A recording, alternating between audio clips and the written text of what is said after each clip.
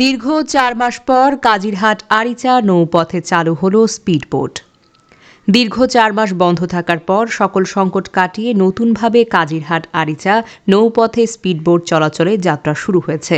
গতকাল শনিবার সকালে আনুষ্ঠানিকভাবে স্পিডবোট চালুর শুভ উদ্বোধন করেন বিআইডব্লিউটি এর বন্দর পরিচালক একেএম আরিফ উদ্দিন। এছাড়া উদ্বোধনী অনুষ্ঠানে আরও উপস্থিত ছিলেন নগরবাড়ি ঘাটের পোর্ট অফিসার আব্দুল ওয়াকিল, আমিনপুর থানা পুলিশ ঘাট কর্তৃপক্ষ, মালিকপক্ষ সহ আরও অনেকেই। এ সময় মালিকপক্ষকে সরকারি নিয়মনীতি মেনে স্পিডবোট পরিচালনা করতে আহ্বান জানান বিআইডব্লিউটি এর বন্দর পরিচালক একেএম আরিফ উদ্দিন। কোনো প্রকার যাত্রী হয়রানি না হয় বা যাত্রীরা অতিরিক্ত ভাড়ার শিকার না হয় এবং একটি বোটে সর্বোচ্চ কতজন যেতে পারবে এবং তারা লাইফ জ্যাকেট ইউজ করতে হবে তাদেরকে, যাতে নিরাপদে আপনার ঝুঁকিপূর্ণহীনভাবে তারা যাতে কোনো প্রকার নৌ দুর্ঘটনা এড়িয়ে নিরাপদে তাদের এপার ওপারে তাদের পরিবহন কার্যক্রম পরিচালিত হয়। সেই দিক থেকে আমরা বিচার বিশ্লেষণ করে আজকে সীমিত আকারে আমরা উভয় পারের যে বোট মালিক সমিতি তাদের সাথে আলোচনা করেছি। আজকে সীমিত আকারে আমরা শুরু করছি, আর আগামী এক সপ্তাহের মধ্যে এই বিষয়গুলো পূর্ণাঙ্গ সিদ্ধান্ত হওয়ার পরে ভাড়া এবং বোটের আরও সংখ্যা বা বোটের সংখ্যা কতটুকু হবে সেটা ট্রাফিক জরিপের উপর অনেকটা নির্ধারণ, এটার চাহিদার উপর অনেকটা নির্ভর করবে। তো সেই প্রক্রিয়াগুলো সম্পূর্ণ করেই আমরা পূর্ণাঙ্গভাবে যাতে এই নিরবিচ্ছিন্নভাবে নির্বিঘ্নভাবে এই সার্ভিসটি চালু হয়ে যাত্রীদের সেবায় নিয়োজিত থাকে সেই বিষয়টি বিআইডব্লিউটিএ দেখবে, নিশ্চিত করবে ইনশাল্লাহ।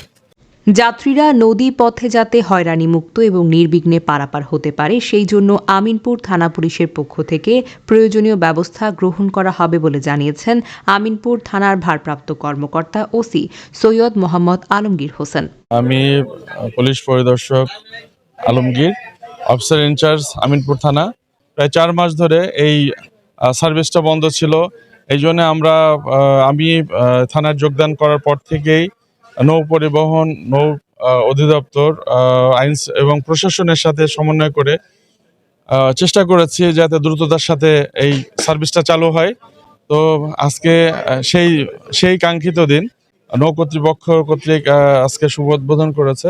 শৃঙ্খলা বাহিনী হিসাবে আমিনপুর থানা পুলিশ সবসময় আপনাদের যাতে সুন্দরভাবে কোনো যাত্রী যাতে হয়রানি না হয়, কোনোভাবেই যাতে ভাড়া বেশি না নিতে পারে, কোনো প্রকার যাতে লাইফ জ্যাকেট ছাড়া কোনো যাত্রী পারাপার না হতে পারে সেই বিষয়টা আমরা ইনশিওর করব। আমাদের নিজস্ব বোট আছে, আমরা সেদিকেও নদীতে টহল রাখবো যাতে কোনো প্রকার যাত্রী হয়রানি না হয়, কোনো ডাকাতি, কোনো বাধার সম্মুখীন না হয়, নির্বিঘ্নে যাতে সাধারণ মানুষ পারাপার হতে পারে সেই দিকে আমরা সর্বক্ষণিক নিরাপত্তা জোরদার রাখবো। এদিকে দীর্ঘদিন পর স্পিডবোট চালু হওয়ার স্বস্তি জানিয়েছেন নদী পথে চলাচলকারী সাধারণ যাত্রীরা।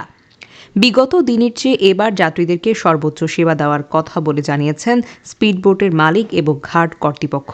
ইনশাল্লাহ এই কাজিরহাটে যারা নেতৃবৃন্দ রয়েছে, আমাদের যারা নেতৃবৃন্দ রয়েছে তারা এই জনগণের দুর্ভোগ লাঘবের জন্য এবং যাতায়াত এবং যোগাযোগের সুষ্ঠু ব্যবস্থা করার জন্য এরা সজাগ থাকবে এবং যে কমিটি থাকবে এরা এখানে নির্ভয়ে নিশ্চিন্তিতভাবে আপনারা পারাপার হতে পারবেন।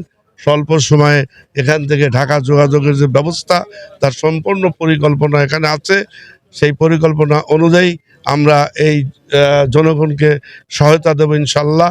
এর কোনো ব্যত্যয় ঘটলে কর্তৃপক্ষ আমরা যারা এখানে আছি আমাদেরকে যে কোনো সমস্যা জানাইলে আমাদের নেতৃবৃন্দ সেটা তাৎক্ষণিক ব্যবস্থা গ্রহণ করবে। বৈষম্যমূলক ছাত্র আন্দোলনের পর এই স্বৈরাচার সরকার পতন হওয়ার পর থেকে আজ অবধি প্রায় 4 মাস এই রুটটা বন্ধ। এই রুটটা বন্ধ থাকায় উত্তরবঙ্গের পাবনা, ঈশ্বরদী, রাজশাহী থেকে যারা ইমার্জেন্সি ঢাকা যাতায়াতের একটা রুট ছিল, সেই রুটটা বন্ধ হওয়ার পর থেকেই এদেশের সাধারণ জনগণও আশা করে যে স্পিডবোট দ্রুত চালু হোক। কিন্তু 5 তারিখের পর থেকে আমরা এই যারা স্পিডবোট চালাতো, যারা মালিক ছিল, তারা পলাতক থাকায় এই রুট বন্ধ হয়ে যায়। আমরা পরবর্তীতে এই ডিপার্টমেন্টের সাথে আলাপ আলোচনা করি। দুই পারের যে পোর্ট অফিসার ছিল ওনাদেরকে অবগত করার পর ওনারা আমাদের একটা পরামর্শ দিয়েছিল, সেভাবে আমরা স্পিডবোট কিনেছি এবং আমাদের যে কাগজপত্র নিয়ম থাকে ওই পর্যায়ে আমরা কাজ চালাচ্ছি।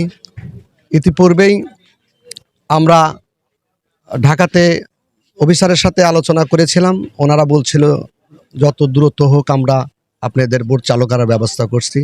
তারই প্রতিফলন আজকে 11টা 30 আমাদের পোর্ট অফিসার এবং সিনিয়র নেতৃবৃন্দ থেকে আজকে উদ্বোধন করলো। এদেশের মানুষ সকালে ঢাকা যাবে, বিকালে কাজ সেরে বাড়িতে আসতে পারবে। আমাদের এলাকার মানুষ বা পাবনাবাসী আজকে এই উদ্বোধনের পর থেকে সবাই খুশি এবং আমরাও খুশি।